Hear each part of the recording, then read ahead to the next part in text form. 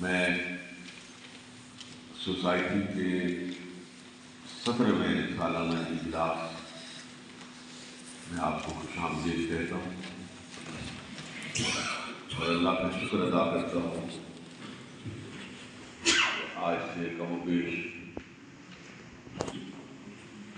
21-22 سال پہلے اس کام کا آغاز کیا تھا وہ بحمدللہ حسن و خوبی کے ساتھ رواں ہوا ہے۔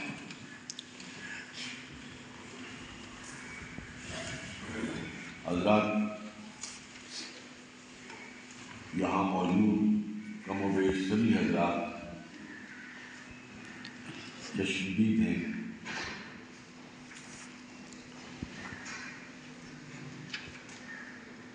کہ وہ کام جو یہاں پچھلے 200 سال سے ایک تسلسل کے ساتھ چل رہا تھا، اس کو باقاعدہ ایک نظم دینے کے لیے، ایک تنظیمی شکل دینے کے لیے ہم نے سن 2000 میں اس کی داغ بیل ڈالی۔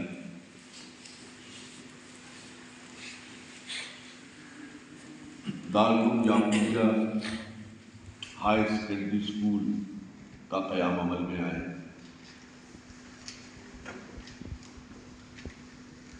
اور اس کے ساتھ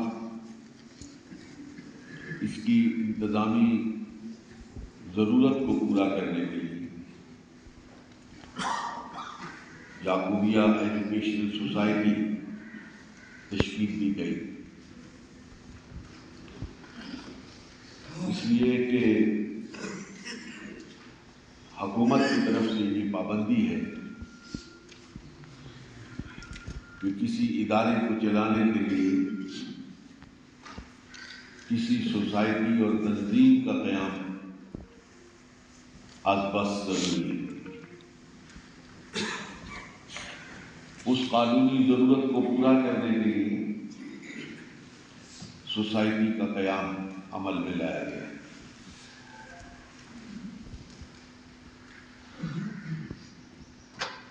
جملہ معترضہ کہنا چاہتا ہوں، جب یہ سوسائٹی میں نے بنائی اور پہلی مرتبہ اس کے موقع پر میں نے اس کا اعلان بھی کیا،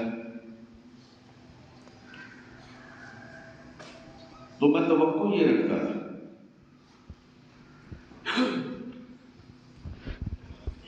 کہ علاوہ ان لوگوں کے جن کا دربار کے ساتھ تعلق نہیں، روحانی تعلق نہیں، دربار کے ساتھ جو مخلص لوگ تعلق رکھنے والے ہیں، شاید ہی کوئی ایسا فرد ہو جو اس سوسائٹی کا رکن نہ بنے۔ میں ایک ازدحام دیکھ رہا تھا، ایک ہجوم دیکھ رہا تھا، لیکن بدقسمتی سے مجھے ایسے لگا کہ وہ شاید میں نے کوئی خواب دیکھا جو آنکھ کھلتے ہی شکست و ریخت کا شکار ہو۔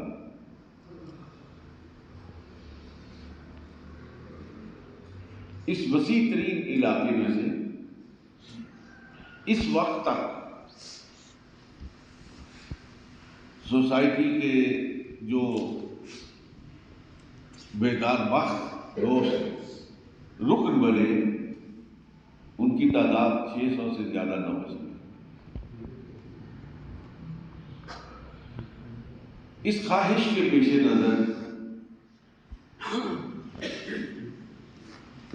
کہ کوئی انتہائی مشکل حالات سے دوچار انسان بھی اس سوسائٹی کی رکنیت سے محروم نہ رہے، ہم نے اس کا چندہ 10 روپے مقرر کیا تاکہ کسی کو یہ عذر لاحق نہ ہو کہ اب اتنی بھاری فیس دے کر میں سوسائٹی کا رکن کیسے بنوں۔ غالباً اب بھی وہ بڑھ کے 100 روپیہ ہوا ہے۔ بہرحال سوسائٹی کا قیامہ بھی نہیں آیا، عمارات بننی شروع ہوئی، 2 کمروں سے ہم نے دارالعلوم کا آغاز کیا۔ غالباً اگر مجھے اچھی طرح یاد ہے تو سردار شہنواز صاحب مرحوم کے ساتھ 2 اور ٹیچر تھے جن کے ذریعے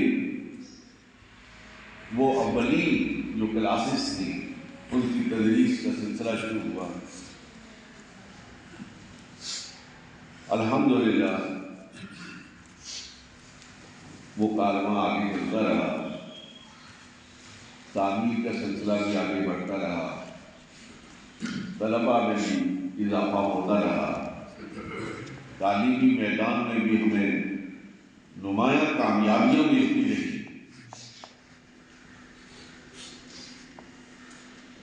اللہ کے فضل سے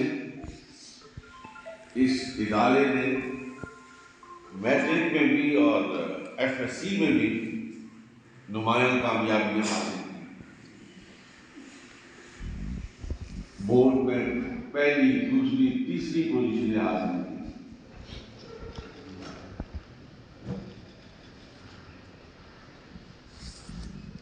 اور مجھے اس بات پر فخر ہے اور فخر کا سبب اللہ کا فضل ہے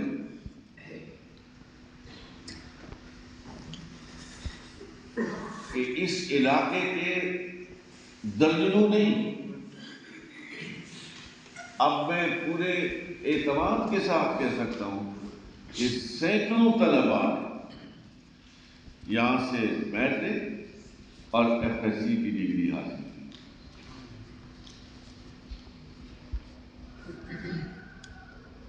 یہ صرف اس گاؤں کا ادارہ نہیں تھا، اس علاقے کا سارے مسلمانوں کا ادارہ تھا، سارے پاکستانیوں کا ادارہ تھا، لیکن چونکہ ہم اس گاؤں میں رہتے اور یہ اس گاؤں میں قائم ادارہ ہے،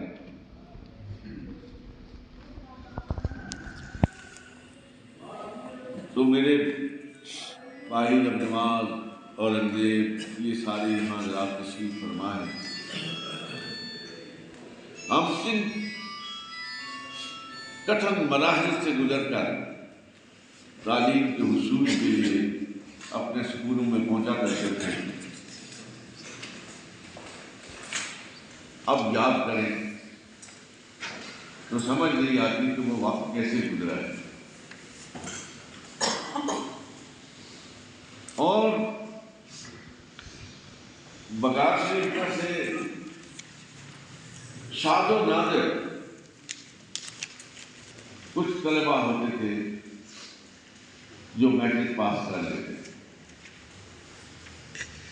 اب الحمدللہ اس ادارے کے توسط سے میں نے ایک رف سا اندازہ لگوایا تھا اپنے اساتذہ سے، بگاڑ شریف کے بچے جو اس ادارے میں داخل ہوئے اور انہوں نے یہاں سے میٹرک اور FSC کیا، ان کی تعداد درجنوں میں نہیں، سینکڑوں میں۔ اور میرے انتہائی قابل احترام عزیزوں، میں اپنی اس کیفیت کا اظہار نہیں کر پاتا کہ جب بیرون ملک میں مثال دینا چاہتا ہوں، میں طواف کر رہا تھا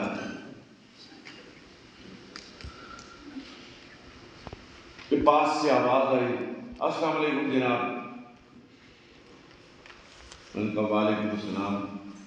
چلتے چلتے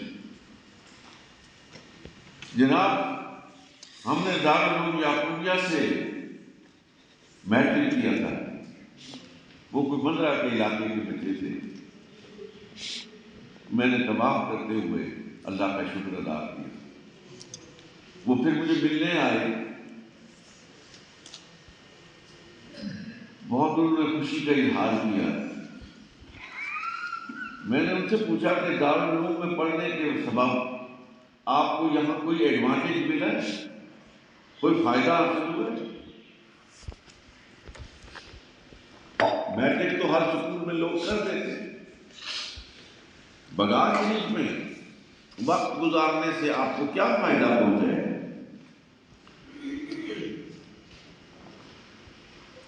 وہ 3 بچے تھے, تینوں نے کہا کہ جناب ہمیں بہت فائدہ پہنچا ہے, اس لیے کہ ہم نے وہاں کچھ عربی پڑھی تھی, شدھ بدھ آ گئی تھی. یہاں جب آ کے ہم نے عربی میں کام کیا, ہماری زبان رواں ہو گئی اور انہوں نے ہمیں اپنی اپنی فیلڈ کا مینیجر بنا دیا.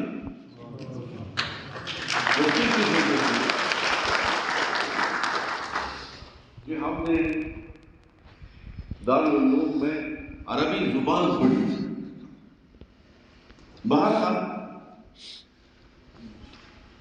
یہاں میں آپ سے یہ بھی عرض کرنا چاہتا ہوں کہ میرا ٹارگٹ ہی یہی تھا.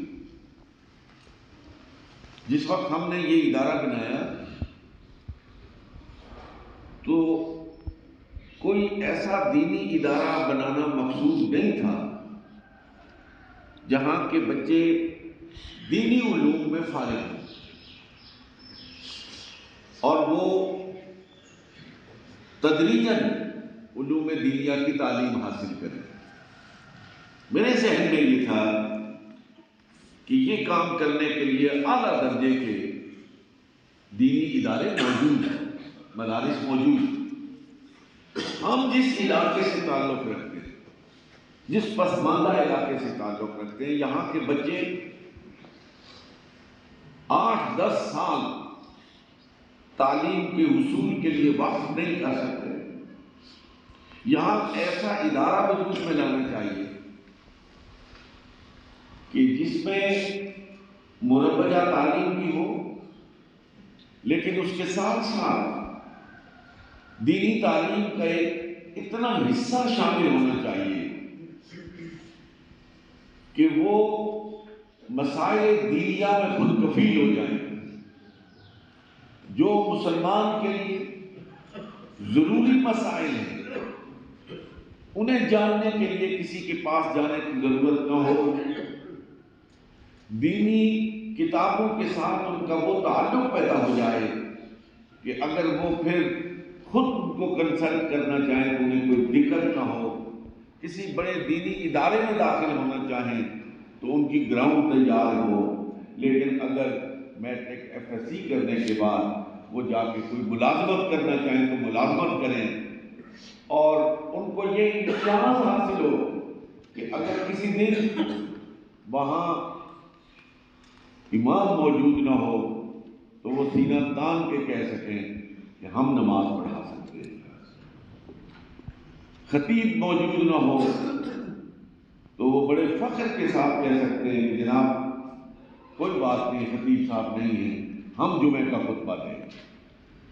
اور میں یہ سمجھتا ہوں کہ جن بچوں نے یہاں سے میٹرک اور FA کیا, اللہ کے فضل سے ان میں یہ استعداد پیدا ہو چکی ہے کہ وہ کہیں بھی دینی طور پر اور دنیاوی طور پر بھی فخر کے ساتھ اپنے ادارے کا نام روشن کر سکتے ہیں. الحمدللہ یہ دارالعلوم یعقوبیہ کامیابی کے ساتھ اپنی تعلیمی سرگرمیاں جاری رکھے ہوئے. یہ خیال آیا 2 طرح کی دقتیں تھیں. ایک تو یہ کہ ہمارے ادارے کی جو پہلی کلاس تھی وہ 6ٹھی جماعت تھی. ہمیں سرکاری اسکولوں سے جو 5ویں پاس بچے یہاں میسر آتے تھے ان میں وہ استعداد نہیں ہوتی تھی کہ ان پر محنت کر کے ان کو کوئی بہترین قسم کا طالب علم بنایا جائے، دقت پیش آ رہی تھی۔ تو سوچا کیوں نہ ہم ایک ایسا پرائمری سطح کا بھی ادارہ قائم کریں جہاں 5ویں تک اپنے بچے تیار ہیں اور وہ 5ویں پاس بچے پھر اپنے دارالعلوم میں داخل ہیں۔ اور دوسرا ساتھ یہ خیال آیا کہ گھروں کو جنت بنانے والی تو بچیاں ہوتی ہیں، ان کو نظر انداز نہیں کیا جائے،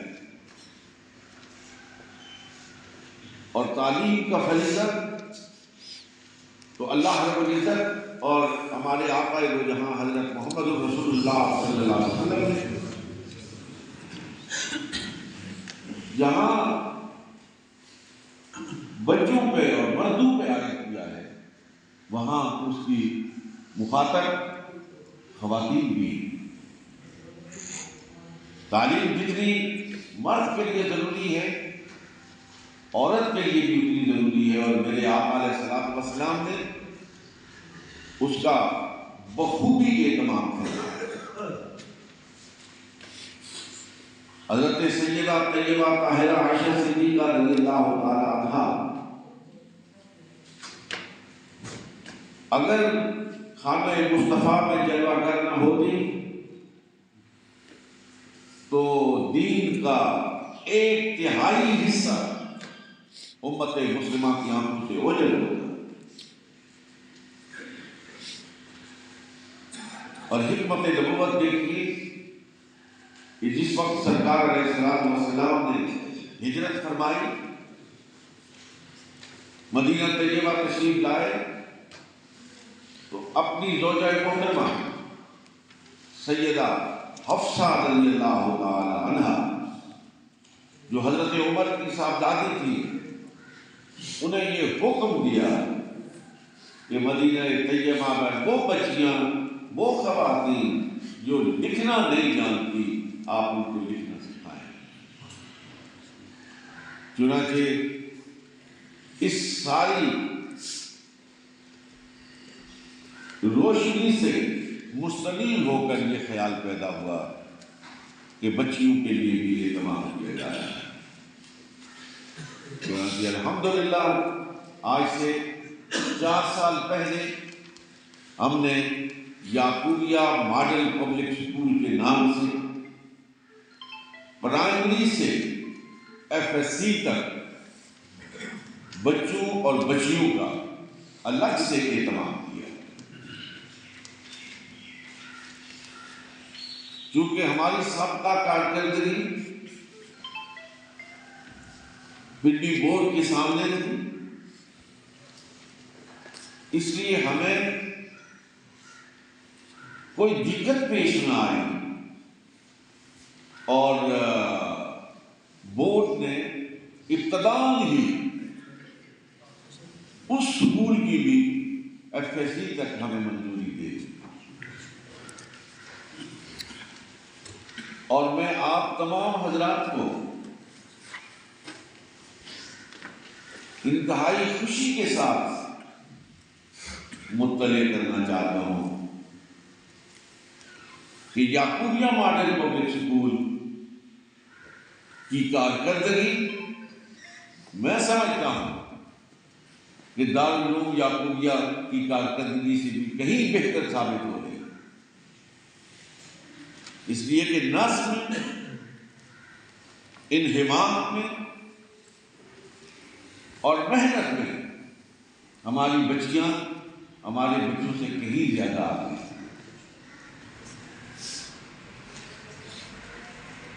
بڑی کامیابی کے ساتھ وہ ادارہ بھی چل رہا ہے، اور اس سال ہماری بچیوں نے 9ویں تک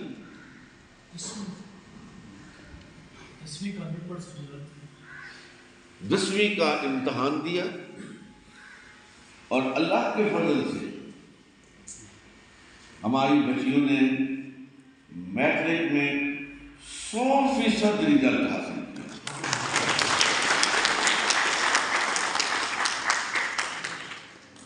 اور مستعد آپ کو خوشی ہوگی کہ یہ 100% رزلٹ حاصل کرنے والی بچیاں، ان میں سے کسی اکثریت غالباً 1-2 کے علاوہ ساری کی ساری فرسٹ ڈویژن۔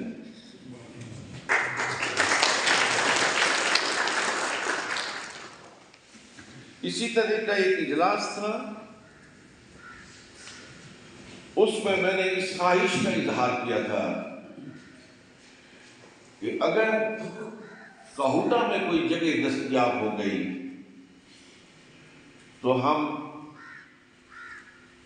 کہوٹہ مرکز میں جا کر بھی کسی اعلیٰ تعلیمی ادارے کا قیام عمل میں لائیں گے۔ اللہ تبارک و تعالیٰ اجر عظیم عطا فرمائے۔ میرے انتہائی مخلص رفیق دربار شریف کے خادم خاص حاجی غلام ربانی صاحب یہ تشریف فرما ہے۔ چند دنوں بعد یہ اپنے برادران کے ساتھ میرے پاس آئے اور انہوں نے کہا کہ کہوٹہ میں ہم آپ کو ایک کتاب عطیے کے طور پر دیں گے، آپ وہاں پہ کام کا آغاز کریں۔ وہاں انہوں نے ایک عطیہ تھوڑا سا رقبہ وقف کیا۔ سب سے پہلے وہاں مسجد تعمیر ہوئی، مسجد الہاشم کے نام سے۔ الحمدللہ وہاں پہ جمعہ بھی شروع ہو چکا ہے، انتہائی خوبصورت مسجد بنی۔ اور پھر اللہ کے توکل سے ہم نے وہاں پہ زمین کی خریداری کی۔ اب کم و بیش وہاں پہ 20-21 کنال زمین ادارے کے قبضے میں ہے، اور وہاں پہ پھر ہم نے لا کالج کی بنیاد رکھی۔ لا کالج کا انتخاب اس لیے عمل میں آیا، بہت سوچا کہ کس حوالے سے یہاں پہ کوئی تعلیمی کام کرنا چاہیے۔ تو 2 بڑے منصوبے ذہن میں آئے، ایک میڈیکل کالج تھی اور ایک لا کالج۔ تو میڈیکل کالج کا منصوبہ بہت ہی ایکسپینسو تھا، اس کے لیے بہت ہی مسائل چاہیے تھے۔ تو پھر جائزہ لیا کہ مری پوٹلی سکیا، کہوٹہ، کلر اور گجر خان میں کوئی قابل ذکر لا کالج نہیں۔ اللہ کا نام لے کر، اسی کی ذات پر بھروسہ کر کے ہم نے اس کام کا آغاز کیا۔ آپ کو معلوم ہے کہ اس طرح کے ادارے چلانا کوئی آسان کام نہیں ہے، بڑی مشکلات کو سر کرنا ہو، لیکن الحمدللہ ثم الحمدللہ علی ذالک کہ میں نے یہ کام اپنے عزیز بیٹے عزیر ہاشم کی سپرد کیا، اور اس نے بڑی جانفشانی کے ساتھ، محنت کے ساتھ، محنت کے ساتھ اس کام کو اتنا آگے بڑھایا کہ آپ پاکستان کی کریم تھی جو آپ کو اس اسکرین پہ نظر آ رہی تھی، ان کے ویوز آپ کے سامنے ہیں کہ وہ اس کالج کے بارے میں کیا رائے رکھتے ہیں۔ اور یہ ان کی رائے دور بیٹھ کر نہیں ہے، وہ اس کالج کے بورڈ آف گورنرز کے ممبر ہیں، وہ اس کے ظاہر اور باطن سے واقف ہیں۔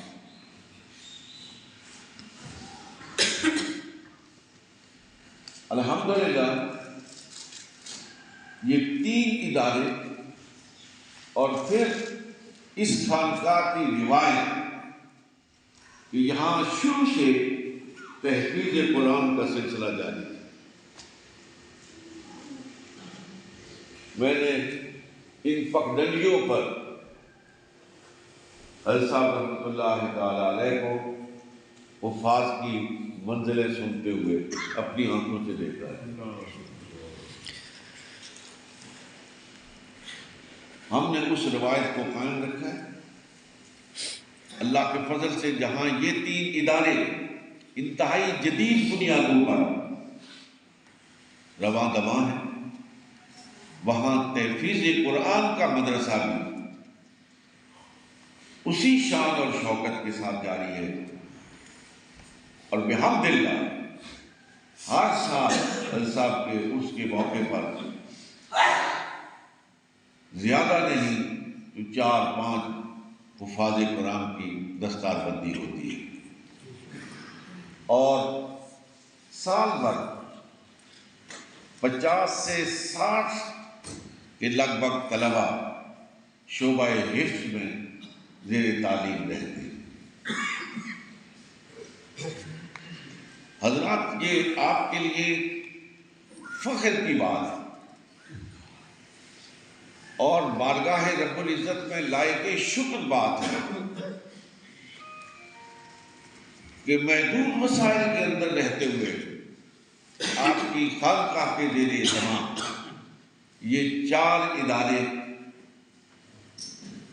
کامیابی کے ساتھ اپنا کام کر رہے ہیں۔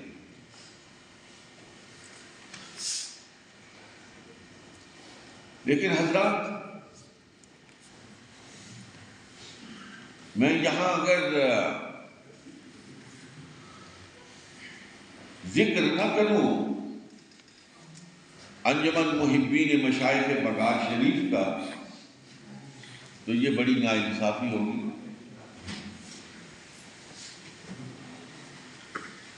یہ طویل و عریض عمارات، یہ کہوٹہ لا کالج، یہ کہوٹہ لا کالج کی مسجد اور یہاں کے یہ 3-4 ادارے ہیں،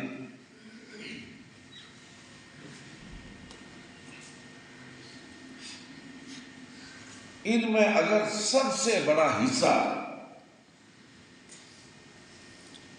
اور میں سمجھتا ہوں کہ کم و بیش 80% حصہ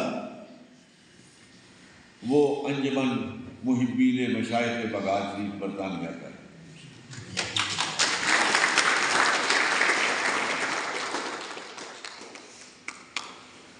بلا شبہ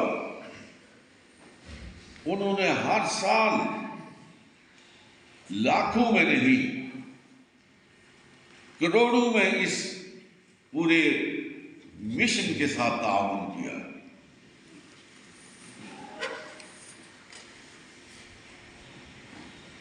کاش یعقوبیہ ایجوکیشنل سوسائٹی کے ممبران آج میرے منہ سے یہ بھی سنتے ہیں کہ 50% ان کا حصہ ہے تو 50% یعقوبیہ ایجوکیشنل سوسائٹی کا حصہ ہے، لیکن یعقوبیہ ایجوکیشنل سوسائٹی کے ممبران نے 10 روپے 100 روپے دے کر یہ سمجھا کہ ہم نے اپنا فریضہ ادا کر دیا ہے،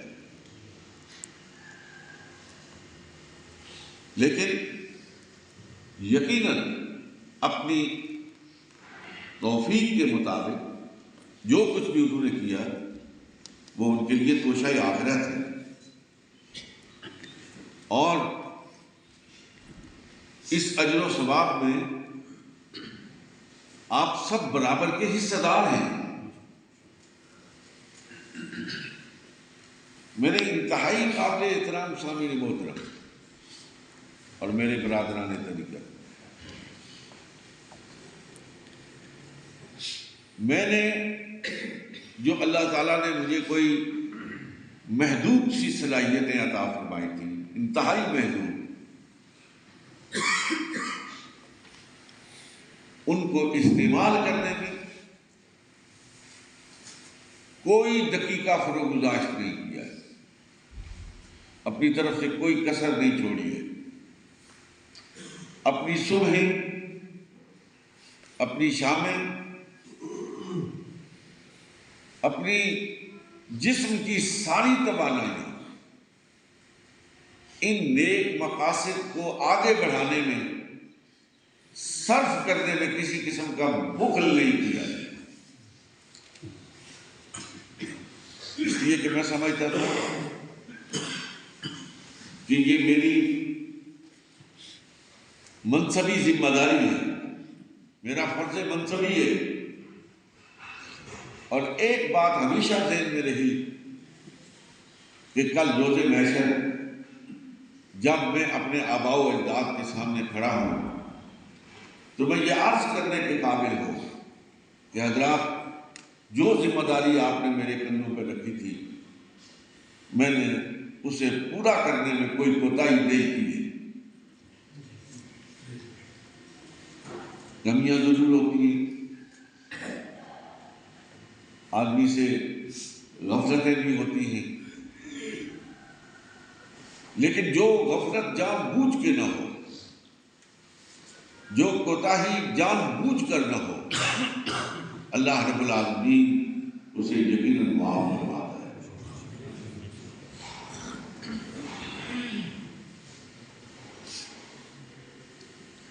دو تنظیمیں ہیں آپ کی،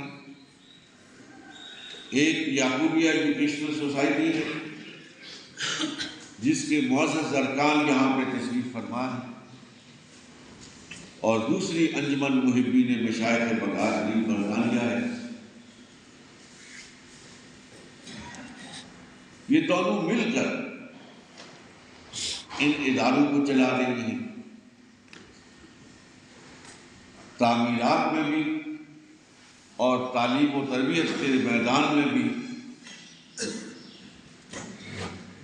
انہی کے تعاون سے کامیابیاں حاصل کی جا رہی ہیں۔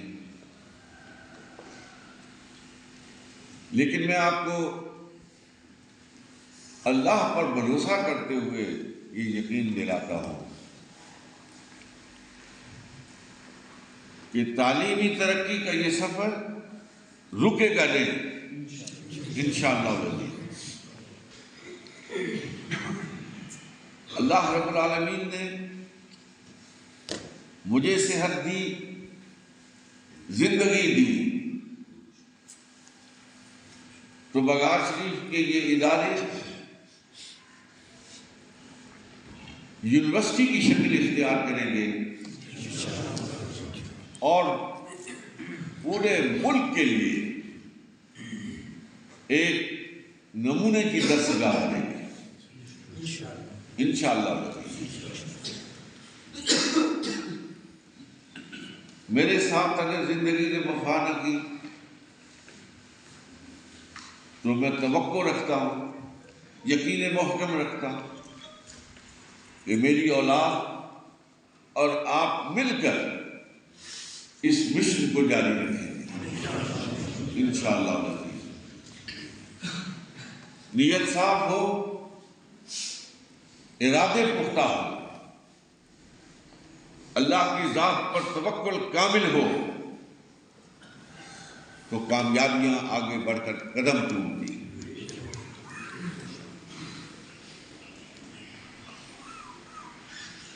کہوٹہ لا کالج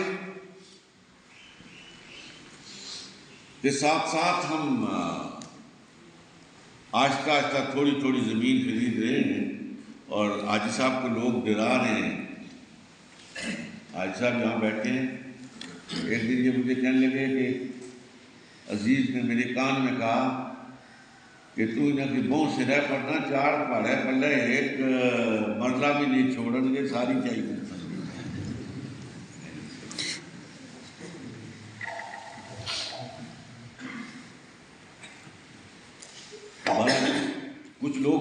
میں کچھ لوگوں کو خطرہ ہوتا ہے. یہاں بھی ہمارا ایک عزیز تھا، ایسے لطیفہ ہی ہے، جب یہ ہم عمارات بنا رہے تھے تو نیچے ہمارا عزیز میاں خان دکاندار، اس کے پاس گیا اور کہا کہ تو دکانہ منتقل کر بن جوڑ. اس نے کہا کیوں؟ اس نے کہا بھائی جان جس رفتار نہ لا رہی نا ہمارا خیال ہے تو ہجرت کرنی چاہیے.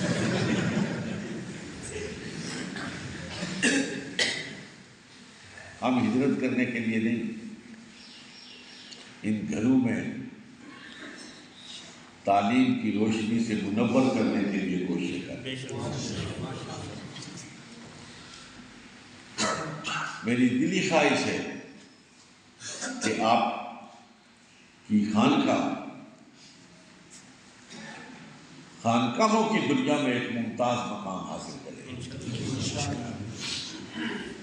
یہ مجددی روایات کی امین خانقاہ ہے. یقین کریں آپ کو سن کر خوشی بھی ہوگی اور رنگی بھی ہوگی. اب تو زمانہ بہت آگے بڑھ چکا ہے. والد صاحب رحمۃ اللہ تعالیٰ علیہ اس زمانے میں جب جہاں کوئی سڑک نہیں تھی، رستہ نہیں تھا اور کوئی اس طرح کے اسباب نہیں تھے، تو وہ فرماتے تھے، اس وقت فرماتے تھے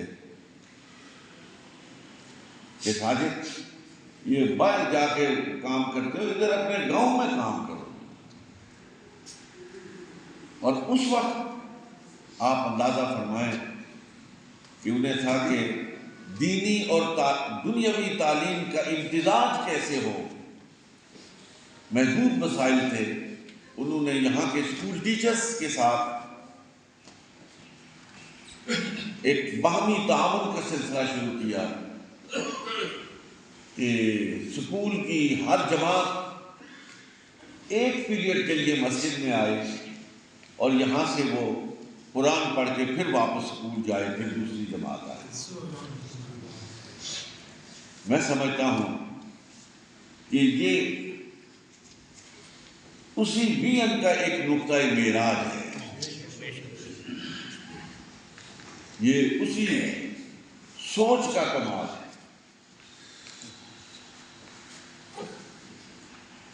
اللہ رب العالمین ان پاکان امت کے مزارات پر اپنی کروڑوں رحمتیں اور برکتیں نازل فرمائے کہ جن کی وجہ سے آج مختلف علاقوں کے، مختلف دیہاتوں کے حضرات یہاں پہ جمع ہیں. یہ صرف ان حضرات کا کمال ہے. ان کی ارواح مقدسہ ہے جنہوں نے ہم سب کو تسبیح کے دانوں کی طرح پرو کر رکھ دیا. مختلف علاقوں کے مختلف قبیلوں سے تعلق رکھنے والوں کو ایک برادری بنا دیا ہے. برادریاں یہ ہوتی ہیں، برادریاں وہ نہیں ہوتی جو زمین کے ایک چپے کے لیے ایک دوسرے کے گریبان پھاڑتی ہیں.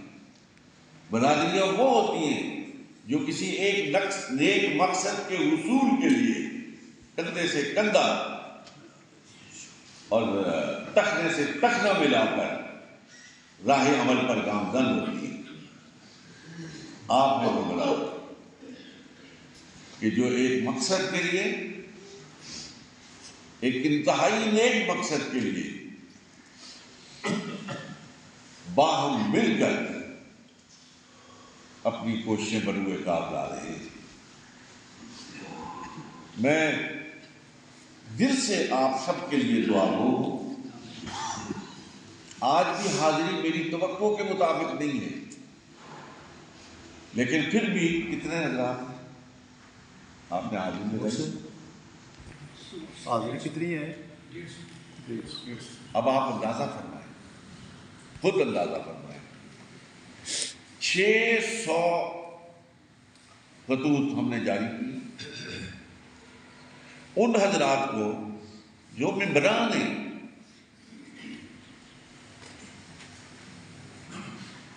اور ان 600 حضرات سے باقاعدہ کنفرم کیا گیا ہے، ایک خط مل کے تشریف لائیں گے آپ، اور اس کے بعد ہماری حاضری 150 ہے۔ لیکن کوئی بات نہیں، کیا ہوا، جب واپس آپ جائیں تو میرا سلام ضرور پہنچائیں۔ یہ اللہ تبارک و تعالیٰ آپ کو خیریت سے رکھے۔ سردی کا موسم ہے، ظاہر ہے آپ اگر باہر نکلتے تو نمونیا کا خدشہ تھا، اللہ آپ کو محفوظ رکھے۔ لیکن اس میں سوچنا سب کو چاہیے، غور کرنا چاہیے۔ میں یہاں اپنا کوئی محل بنانے کے لیے آپ کو نہیں بلاتا، اپنا کوئی تجارتی مرکز بنانے کے لیے میں نہیں آتا، آپ کو دعوت نہیں دیتا۔ پتہ نہیں مجھے کہنا چاہیے یا نہیں کہنا چاہیے، لیکن ایک برادری کے لوگ یہاں پہ بیٹھے ہیں۔ میں تو ابھی کوئی 1 مہینہ پہلے نوکری میری ختم ہوئی ہے، اس عمر میں کوئی میں نوکری کرتا ہوں، اور آج بھی مل جائے تو پھر کرنے کے لیے تیار ہے، لیکن اتنے بوڑھے لوگوں کو لوگ نوکری دیتے نہیں۔ مجھے آپ کے تعاون کی ضرورت صرف اور صرف ان مقاصد کے حصول میں کامیابی کے لیے، جس طرح یہ میری ذمہ داری ہے، یہ میری خانقاہ ہے، اسی طرح آپ کی ذمہ داری ہے، یہ آپ کی خانقاہ ہے۔ جس طرح میں جواب دہ ہوں گا، اسی طرح آپ بھی جواب دہ ہوں گے۔ ایک خانقاہ کے ساتھ آپ وابستہ تھے، وہاں پہ یہ کام ہو رہا تھا، اس کام میں آپ کا حصہ کتنا ہے؟ اس لیے میرے عزیزوں، خود بھی پورے غور و خوض کے بعد اپنی اس سوسائٹی کو فعال بناؤ اور اس کے مقاصد کے حصول کے لیے اپنا حصہ ڈالو۔ اور آج میں نے ان سے یہ کہا تھا کہ آپ سب حضرات کی خدمت میں 3 دے دیں۔ میں نے کہا تھا کہ سب حضرات کو 3 رکنیت فارم دے دیں، کم از کم ایک بندہ 3 ممبر تو بنائے۔ یہ ہم آپ کو دے رہے ہیں، اپنے جائیں، اپنے بیٹے کو بنائیں، اپنے بھائی کو بنائیں، اپنے چچا کو بنائیں، اپنے دوستوں کو بنائیں۔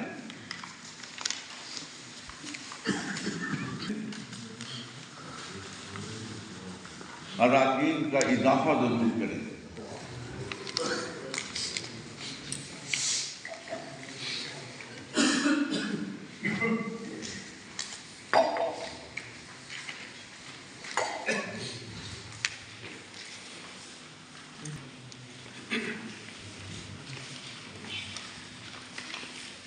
کچھ حضرات نے خطاب بھی فرمایا اور ساتھ سالانہ جو ڈونیشن ہے اس کا بھی اعلان کیا، لیکن اکثریت کے لیے اب بھوکل مالک بیٹھے ہیں۔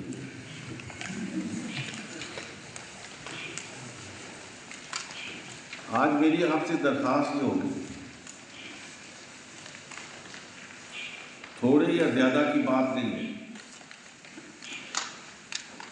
لیکن لائن وار جتنے حضرات تشریف فرمائے وہ اپنی اپنی سیٹ پر کھڑے ہو کر اپنی اپنی ڈونیشن کا اعلان کریں۔ 100 روپیہ کا، 200 روپیہ کا، 500 روپیہ کا، 5 لاکھ روپیہ کا، مجھے کوئی اعتراض نہیں ہے، لیکن آج میں یہ نہیں کہتا کہ دے کے جائیں، میں یہ کہتا ہوں خالی ہاتھ کوئی واپس نہ جائے۔ 10,000 ذرا ایک منٹ بیٹھے نا، ایک منٹ بیٹھے، باری باری یہاں سے